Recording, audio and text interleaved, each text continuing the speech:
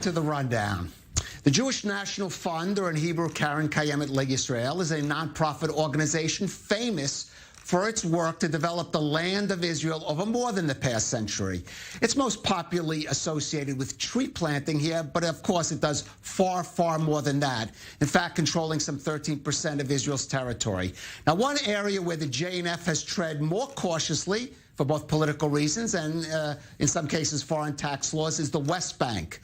But the organization is now moving to enact a new policy and begin purchasing private Palestinian land into historical Judea and Samaria in order to expand existing Israeli settlements there. Now, the JNF's executive committee gave the move preliminary approval on Sunday, but there is opposition, including the reform movement in the U.S. and in Israel, which said it may petition Israel's Supreme Court to block the plan. Well, joining us now to discuss this issue is in studio Rabbi Gilad Kariv. He is a member of the World Zionist Organization's board, a president of the reform movement in Israel, now a candidate for Israeli parliament for the Labour Party.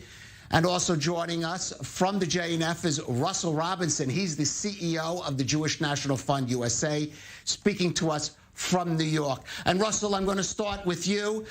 We should note at the start that JNF has sponsored, funded some projects in the West Bank over the years, but this is a new policy. Why is it considering to make this change now, especially now, let's say?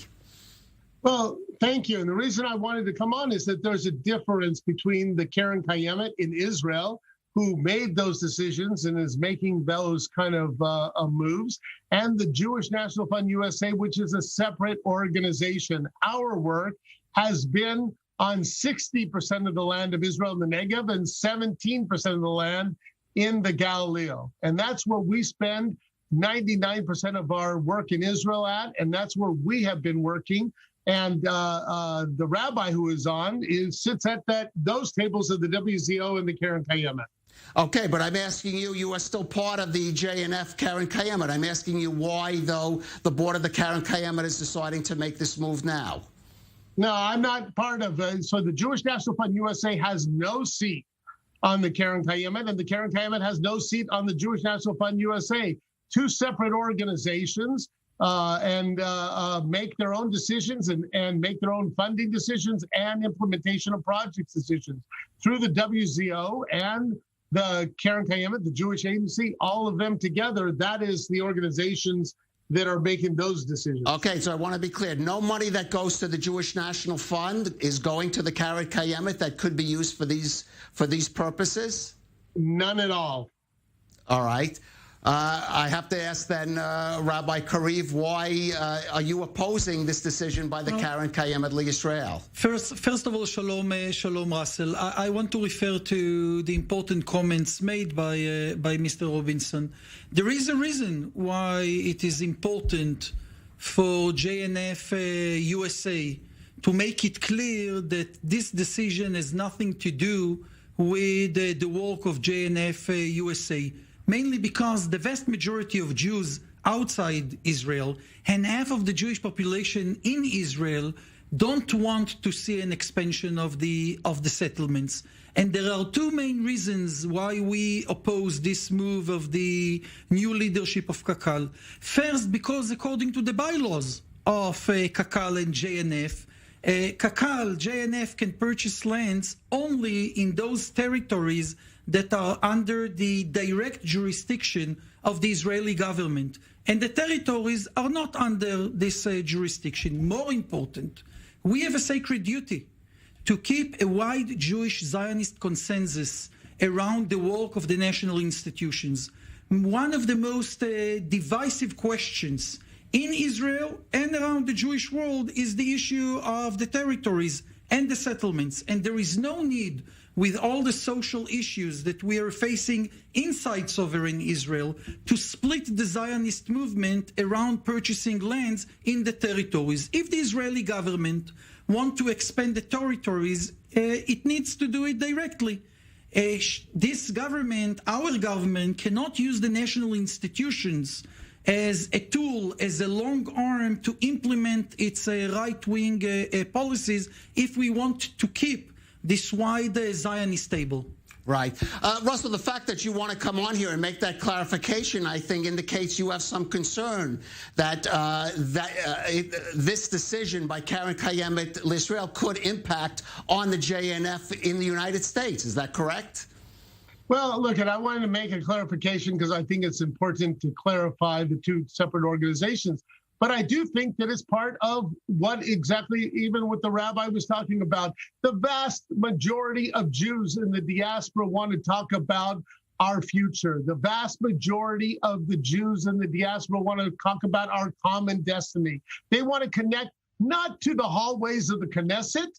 They want to connect to the streets of Beersheba and Kiryat Shemona. And our conversation in the national institutions has to become more of a conversation of what the Jewish people really are looking for. And if we care about the next generation and the generation yet unborn, let's bring the new conversation together, the conversation about our shared values and our common destiny. But is that conversation not happening? Do you think that in Israel, the Israeli side of that conversation has to be more in tune to those concerns in the diaspora? 100%.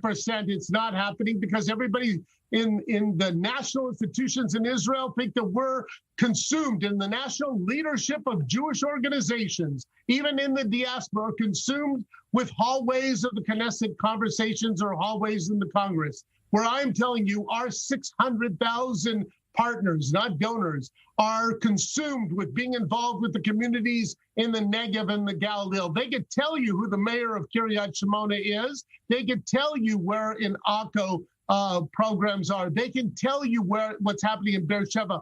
We're building right now, we're planning the largest venture in the Jewish world today, a 20-acre Zionist village to be built in Beersheba to bring in Jews from not about right or left or diaspora Israel, from Barcelona to Birmingham, Alabama, to talk about Jewish common destiny.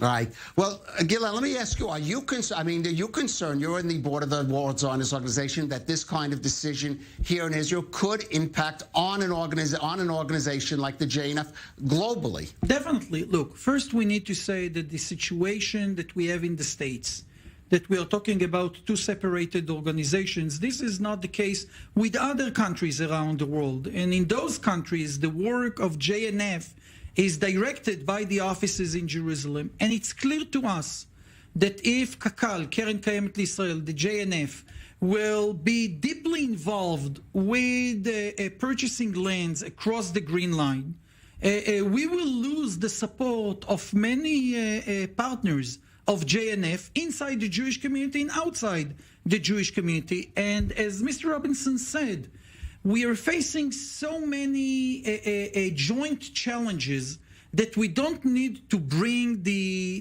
burning political debate here in Israel into the corridors of the national institutions. And I'm deeply troubled by the fact that the extreme right, with the support of the current Israeli government, with the support of Prime Minister Netanyahu, are actually trying to hijack Keren Kayemet Israel and use it again as an arm. Their argument is that these communities are part of Israel. These are communities where Israelis live.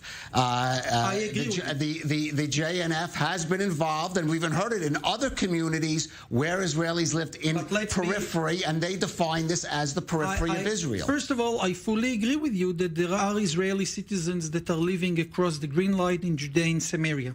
It doesn't change the fact that this is not part of sovereign Israel.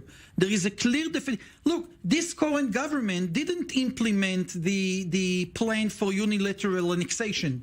Prime Minister Netanyahu kept, during his 12 years as a prime minister, kept the definition of what is sovereign Israel and what are the territories. Now, we need to understand, we are not talking about collaboration between JNF and the Jewish municipalities in the territories to promote environmental projects.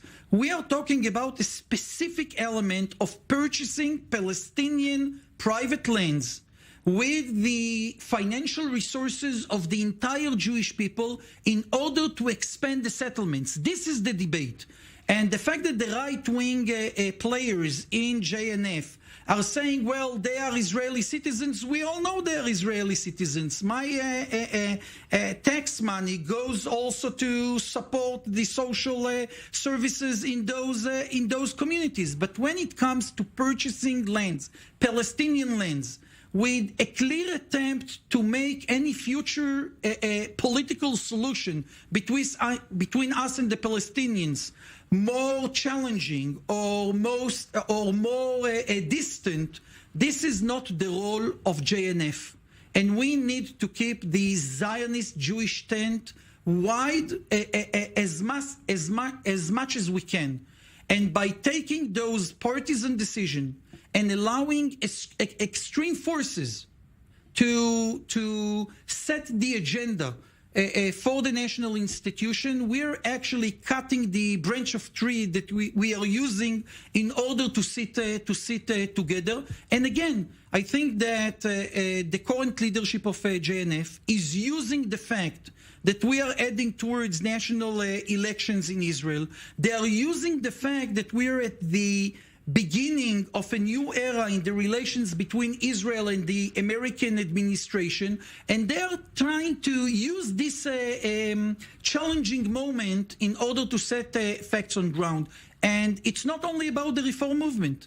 It's the reform movement, it's the conservative movement, it's the labor Zionist world movement, it's Meretz, it's Yesh Atid, Yair Lapid's party, it's blue and white. Actually, the vast majority of Jewish organizations in North America support a two-state solution and are against the expansion of settlements. I just want to ask Russell, you came in to make this clarification. Have you found yourself in the position of having to make this clarification to some of your donors in the last few days, given the headlines this decision has produced? So we've made this clarification over and over, and of course there's been people who have called us both pro and against. I always look at it as the great opportunity, because people who come and express an opinion have a love. And so I'm just telling you that the vast majority of Jews in the diaspora want to hear about a water technology that is created by a place called Israel that makes the world a better place. They want to talk about the people that are in the small businesses in the Western Galilee who are producing products that are the part and the backbone of the Western Galilee. They want to talk about the Arava and about people who live in the Gaza envelope and in Beersheba. And this conversation is important for the politics. Mm-hmm. For the Jewish future, the important conversation is our common destiny. And just very briefly, just in a couple of seconds, Gad, if this goes to, is this something that Israel's Supreme Court or High Court of Justice can decide on, if it goes to that? As I said, we strongly believe that this decision violates the bylaws of Kakal itself, of JNF itself. And we will go first to the district court in order to prevent it, and then to the Supreme Court. But more important, before we'll go to the court, there will be a vote in the JNF International Board. Right. Adassa is represented there. Right. Vitzo is represented there. Right. I did mention, right. We need them to support a wide Zionist Jewish consensus. Okay, Rabbi Gilad Kariv and Russell Robinson, thank you for joining us on I-24 News. And that ends the first hour of the program, but stay with us. Lots more coming up in the second hour. We will be right back.